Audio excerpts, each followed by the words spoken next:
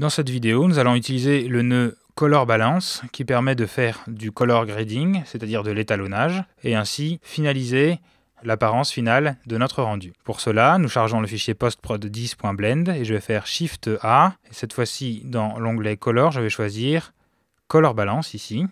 Nous retrouvons alors 3 roues de couleurs qui vont nous permettre de déterminer l'influence selon le lift, le gamma et le gain de notre image. On peut voir que si je déplace ainsi les couleurs selon les 3 roues, nous avons cet effet qui apparaît où nous définissons la couleur globale de notre scène. Il s'agit donc d'un outil de retouche colorimétrique classique.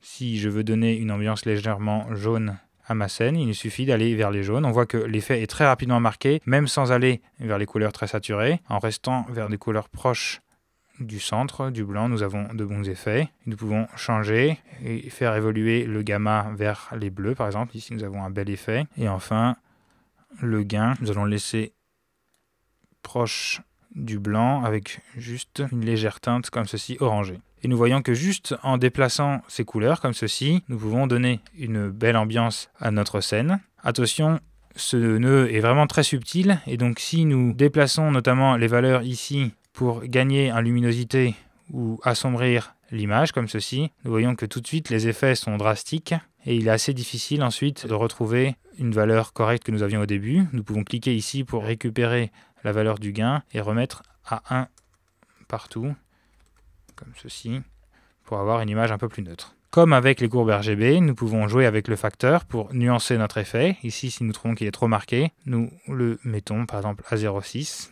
et nous avons pu modifier l'ambiance générale de notre image de manière très subtile.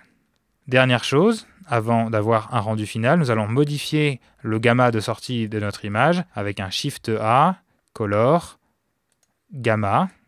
Si nous augmentons les valeurs du gamma, nous voyons que nous avons une image beaucoup plus contrastée. Si nous la diminuons, au contraire, nous perdons en contraste. Nous restons donc autour de 1. Nous allons légèrement décontraster notre image en mettant par exemple 0,95, la valeur du gamma, voici, où nous avons une image légèrement plus claire, 0,90, on fait des tests pour trouver la bonne valeur. Voilà, à 0,90, nous avons une belle couleur, nous avons légèrement redébouché notre image, nous avons une image plus claire, et nous avons notre image finale.